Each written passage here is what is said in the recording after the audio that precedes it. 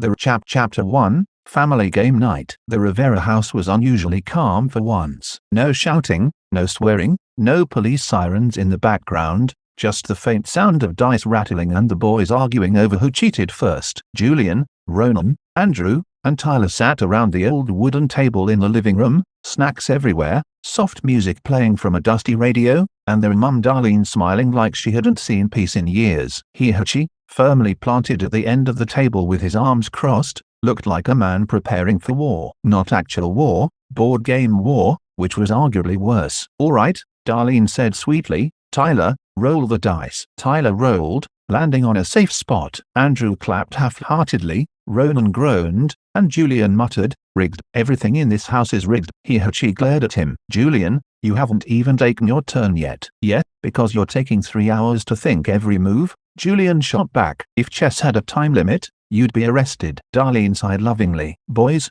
please." Ronan reached across the table and snatched a handful of popcorn. "My turn," he said, slamming the dice so hard they bounced off the table and rolled under the couch. "Nice one, genius," Tyler muttered. The game dragged on with shouting, accusations of cheating, and Julian insisting that the dice were cursed by Satan himself. Yet strangely, their mum looked happy. She hadn't been around much lately, so seeing her 4 boys laughing and teasing each other felt like a miracle. But after an hour, Hihachi thundered, "For the love of how do you keep winning, Julian?" Julian leaned back smugly, hands behind his head. "It's called skill, old man. Look it up." "That's it," Hihachi snapped, slamming his cards down. "I'm done with this stupid game night." He grabbed his coat and stomped toward the door. Ronan stood. "Wait for us. We're coming." Darlene crossed her arms. "Where are you going now?" "To the pub," Hihachi grumbled. "I need something strong before I kill your sons." Julian grabbed his hoodie. "Family bonding, baby." Minutes later,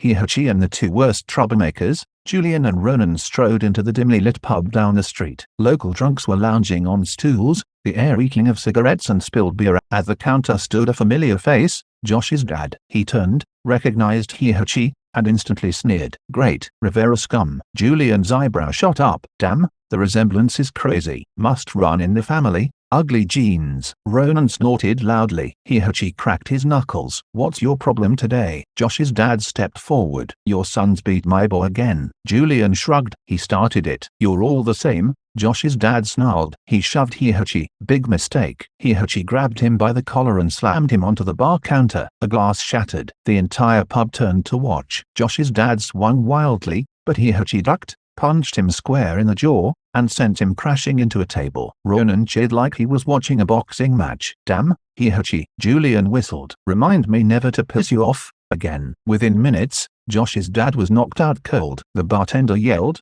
"Take it outside." But the fight was already over. Hihachi rolled his shoulders and exhaled proudly. "Let's go home." Julian grinned. "Hell yeah." Dad of the Year. Chapter 2, Explain Yourself. When the 3 of them returned home, smelling like beer, victory, and bad decisions, Darlene was waiting at the door with her hands on her hips. "Oh, this should be good," Tyler muttered from the couch. "Hihachi," she said sharply, "why are Julian and Ronan smiling like idiots?" "What happened?" Julian answered instantly. "Dad knocked out Josh's dad." Ronan added, "He folded that man like laundry." Darlene's eyes widened. Hihachi cleared his throat. "He initiated physical confrontation." Julian laughed. Translation: He shoved Dad and got his ass kicked. Darlene rubbed her forehead. "I swear, you are all insane." Then her eyes locked onto Hihachi. "And you, explain yourself." "Right now." Hihachi lifted his chin like a guilty child. "He insulted the boys." "That doesn't justify punching him." Julian grinned. "It does to us." Ronan raised a hand. "Mum, respectfully, if someone calls me trash, I'm swinging." "Ronan." "No." Andrew peeked from the hallway. "What happened?" "I heard yelling." "Family meeting," Julian declared. "No," Darlene corrected, Hihachi explaining why he got in a fight again. Hihachi groaned. "Can't we talk about something else?" "No," Darlene snapped. Julian leaned in cheerfully. Hihachi fought like a beast. Man went straight Tekken mode. Ronan added sound effects. Pow, bam, crunch. Darlene turned red with frustration. "Hihachi, we have children." Hihachi pointed at the boys and whispered, "Are we sure?" Julian clutched his chest. "I'm offended." Ronan nodded. "Yep, we prefer delinquents." Darlene sighed so deeply the whole house felt it. But in the end, she shook her head and muttered, "Fine, just Please try not to get into fights every time you leave the house. Julian snorted. No promises. Chapter 3. The Creep from Next Door. The next morning, the Rivera family was barely awake when the doorbell rang. Darlene opened the door to find Ryan, their creepy next-door neighbor with the greasy hair and unsettling smile. "Oh no," Julian whispered. "Close it, Mum. That's a demon." Ryan waved awkwardly. Hi.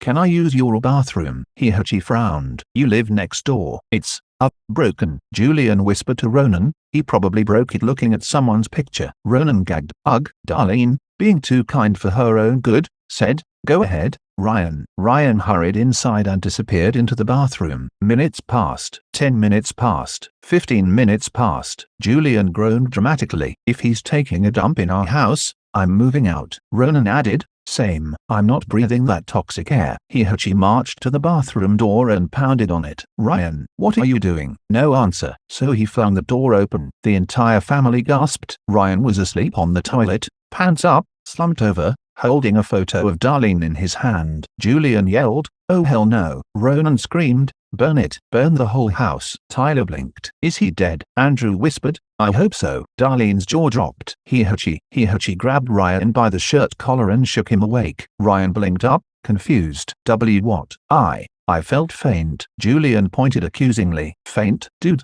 you passed out holding a picture of our mum." Ryan looked down at his hand, and went pale. He growled, "Explain." Ryan stuttered, I just found it in your hallway. I swear, I wasn't being weird." Julian leaned to Ronan. "He's lying 1000% creep." Ronan nodded. "Certified weirdo." Darlene, against all logic, said softly, "Maybe we should make sure he's okay." Julian threw his arms up. "Mum, he's a stalker, not a toddler." Ryan stood shakily. "I'm sorry, I should go." But Darlene stopped him. "No, you stay for dinner." The boys froze. Julian whispered, "She what?" Ronan whispered louder, "I'm poisoning his food." He glared at all of them. "No one is poisoning anyone." Julian mouthed, "Yet." Chapter 4. Dinner time. That evening, Ryan sat stiffly at the dinner table, surrounded by the four most hostile teenage boys on earth, one furious father, and one overly kind mother. Julian stared at Ryan the entire time, eyes narrowed. Ronan tapped his fork rhythmically like a threat. Andrew whispered, "Blink twice if you're planning something." Tyler cracked his knuckles. Ryan shakily took a bite of dinner. "This is really good." He grunted. "Eat faster." Ryan gulped down the food, then stood. "I'm just going to get some more." He walked straight into the kitchen like he owned the place. Hi's face turned red. "Oh no you don't." He stormed into the kitchen to see Ryan scooping himself a massive second plate. "Hey, that's my food." Ryan jumped, nearly dropping the spoon. Sorry, I thought." Julian entered, leaning in the doorway. "Damn, Ryan, you're bold. You eat free food and steal bathroom naps. Must be nice." Ronan followed. "Dude's treating this place like a 5-star hotel." Andrew added, "Is he moving in?" Tyler, "Over my dead body." He exploded. "Get out of my kitchen." Ryan fled back to the table, looking like a terrified squirrel. Darlene sighed. "Boys, please." Julian sat down and whispered to Ronan, "I swear, if he asks to stay the night, I'm calling the cops." Ronan nodded. "On God." Ryan ate quietly after that, afraid to breathe wrong. But the Rivera boys, they glared, muttered,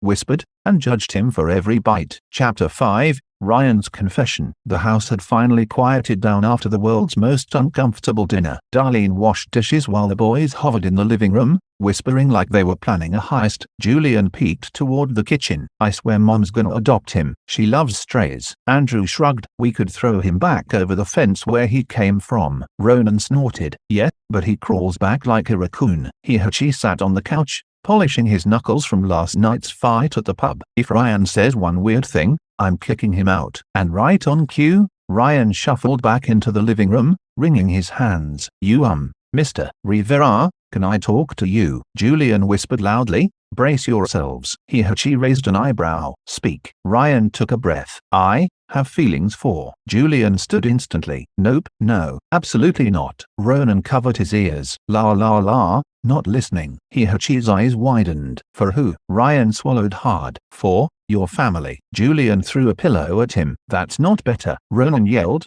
"Bro, that's worse." Ryan panicked. "I mean, I care about your family. You've all been so nice." Julian pointed at himself, offended. "Nice to you? When?" Tyler counted on his fingers. "We insulted you, threatened you, chased you, And she screamed at you like 6 times. Ryan nodded nervously. Why yes, but still, you make me feel safe. The entire room froze. She groaned. Darlene, he's broken. Julian whispered. Mom needs to stop collecting weird men. Ryan wrung his shirt nervously. I just wanted to thank you all. And then, just as he turned to leave, he tripped over absolutely nothing and slammed face first into the wall. Julian clapped. Highlight of my night. Chapter 6, The Carnival Plan. The next morning, Darlene had an announcement. Everyone is going to the carnival today, she said cheerfully. All 4 boys groaned in unison. Julian, ugh, Mum, carnivals are scams. Ronan, I'm banned from the bumper cars. Andrew, someone threw up on me last time. Tyler,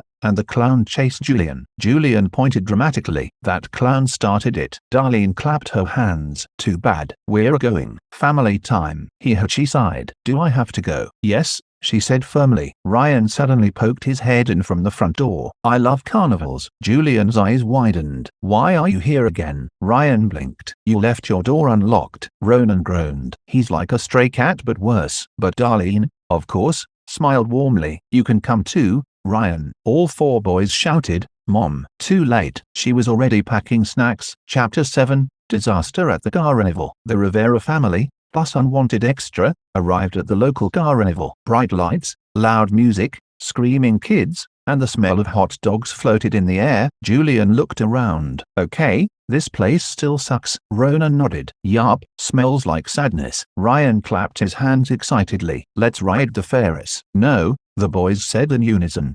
She eyed a strength test machine, the kind with a giant hammer. I'm winning that. Julian smirked. Old man, you'll break your back. She grabbed the hammer. You doubt me? He slammed it down. The bell shot to the top, rang violently, and the entire machine toppled sideways. Carnival workers screamed. Kids scattered. Julian burst out laughing. Oh my god, she destroyed it. Ronan doubled over. Bro, you just broke a whole machine. She stared at the wreckage. Oops. Meanwhile, Tyler and Andrew were trying to win a giant teddy bear from a rigged ring toss game. Andrew tossed a ring, missed horribly, and hit another kid in the forehead. Tyler whispered, "Run." The 2 sprinted away before the kid's mum noticed. But the real chaos began when Ryan wandered toward the dunk tank area. Inside sat a muscular man with tattoos, taunting the crowd. Julian elbowed Ronan. If he insults Ryan, I'm watching. The dunk tank guy smirked at Ryan. You look like the dude who gets jumped in every school hallway. Julian gasped. Oh my god. Ronan wheezed.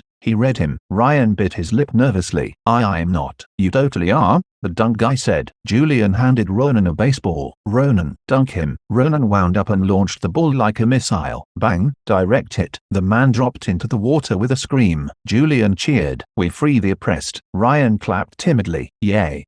She walked over drenched in sweat. Who's ready to go home? Everyone raised their hands except Darlene. She pouted. But we haven't even gotten funnel cake yet. Chapter 8, The Police Misunderstanding. As the Rivera family headed toward the exit, blue and red lights suddenly flashed. Police cruisers rolled up. Julian whispered, Ronan, what did you do? Ronan whispered back, I don't know yet. An officer stepped out. Which one of you destroyed the strength test machine? Everyone slowly pointed at He sighed. It was an accident. Julian elbowed him. Yeah, officer, he's ancient. His joints misfired. Ronan added, gravity attacked him. The officer stared. Sir, you owe the carnival $1,200 in damages. His eye twitched. I what? Julian gasped. Bro, that's like 3 months of rent. Ryan stepped forward nervously. I'll help pay. Julian grabbed him by the shoulders. No, stop. You're poor. We all know. The officer cleared his throat. Look, no one else getting arrested. Just pay the fine within a week. She grumbled. I'm never leaving my house again. Chapter 9, The Sleepover He Didn't Ask For. That evening, they returned home exhausted, and then Ryan said the words everyone feared. Can I sleep over? Julian nearly passed out. No, absolutely, Darlene interrupted. Of course, Ryan. Ronan clutched his head. Mum, why? Ryan looked thrilled. I'll sleep on the floor, or the couch. Julian glared. You're sleeping on the porch. But Darlene patted Ryan's shoulder. You can sleep in the guest room. Julian screamed internally. That night, Ryan kept closing and opening his door because he thought he heard noises. Andrew swore he saw Ryan standing in the hallway at 3 a.m. Tyler heard him humming to himself.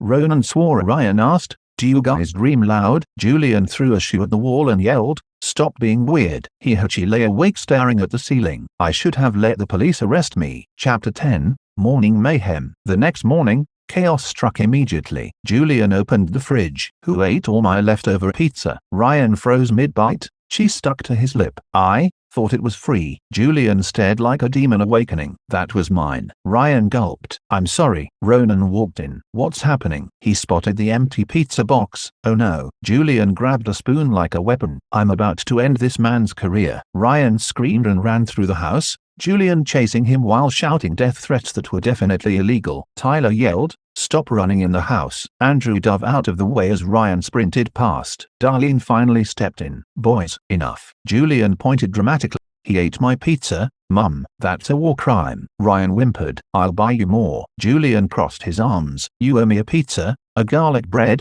and one apology letter per slice." Ronan nodded. "Seems fair." He entered the room with coffee. "I said this yesterday and I'll say it again. Why is Ryan still here?" Darlene smiled sweetly. "He's having breakfast with us." Julian groaned. "This family needs therapy." Chapter 11. Lost at the supermarket. Darlene dragged the entire Rivera family, plus Ryan, to the supermarket. Julian already hated it. "I'm not pushing the trolley," he said. Ronan nodded. "Me neither." So Andrew pushed it. Badly. He crashed into a display of cereal boxes. Tyler sighed. "Good start." Ryan walked beside Darlene like a loyal golden retriever. "These chips are buy one get one free," he said proudly. Julian groaned. "Stop acting like you're part of this family." Ronan added, "He's trying harder than our dad." He overheard. Hey, things escalated when Ryan accidentally knocked over a stack of canned tomatoes. The tower collapsed like a red, metallic avalanche. Ryan gasped. "I'll clean it up." Julian held up a hand. "No, step away before you destroy the whole store." Meanwhile,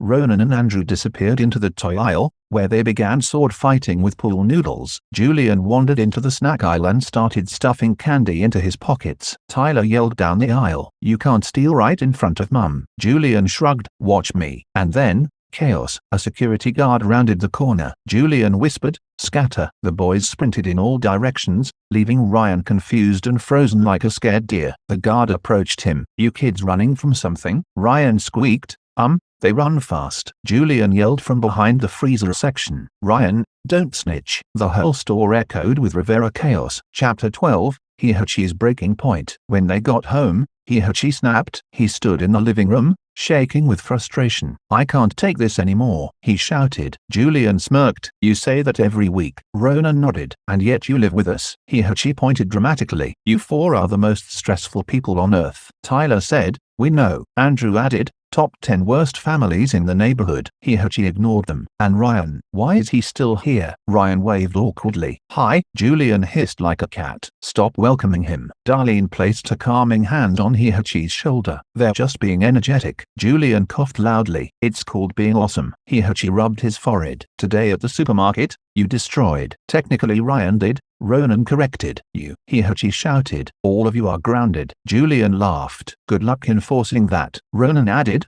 "Yeah, grounding doesn't work on us. We can climb out windows." Hihachi's eye twitched so hard it looked like it might fall off. Chapter 13. Ryan's love letter. The next morning, Darlene found something horrifying. A folded note slipped under her bedroom door, with hearts drawn on it. She opened it and screamed. "Hihachi." He rushed in. "What?" She handed him the paper. It said, "Darlene, you shine brighter than the moon. Your eyes glisten like bathroom tiles after a fresh mop. Love, Ryan, 3 inches. Julian fell backwards laughing. He compared her to bathroom tiles. Ronan wheezed, "Bro, that's romance from a janitor's POV." Hihachi crumpled the paper. "He wrote this to my wife." Ryan poked his head in. "Did you read my poem?" Julian choked. "Poem? Bro, what is wrong with you?" Ryan smiled shyly. "I wrote it at midnight. I couldn't sleep thinking about." Hihachi lunged. Ryan screamed and sprinted out of the house. Julian collapsed to the floor laughing so hard he sounded like he needed medical help. Chapter 14.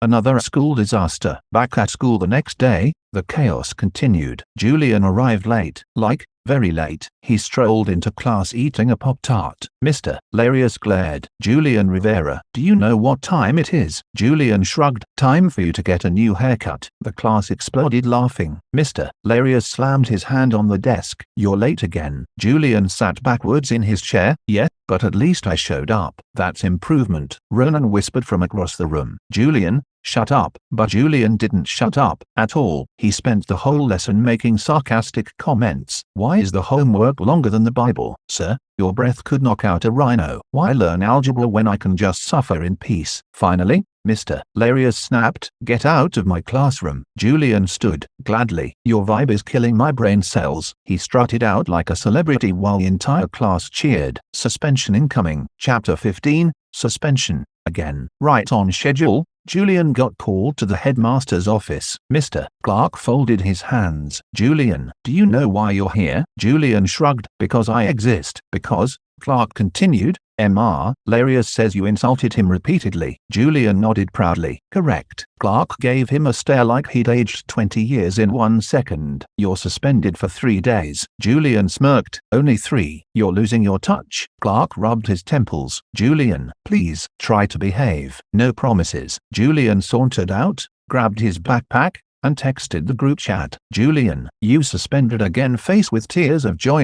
"Meet me at skate park." Ronan, "Bro, it's 10 a.m. Tyler, I'll be there in 5. Andrew, don't get arrested without me." Julian walked out the school gates like he owned the place. On his way out, he muttered, "Freedom tastes like ditching math class." Chapter 16, The Wedding Dress. Hannah's eyes sparkled with excitement as she stepped through the front door, clutching a large garment bag. "You have to see this," she said, grinning. "My wedding dress. Isn't it gorgeous?" Darlene and the family crowded around, eager to admire it. Hannah carefully unzipped the bag and let the dress fall onto a nearby chair. It was everything she had dreamed of: delicate lace, intricate beadwork, and silk so soft it seemed to glow in the afternoon light. "That is stunning," Darlene whispered, reaching out to feel the fabric. She, however, had been distracted by the laundry basket in the corner of the room. He had been tidying up earlier and hadn't realized the dress wasn't just another piece of clothing. Mistaking the dress for dirty clothes, he scooped it up and tossed it in the laundry basket. "Don't worry,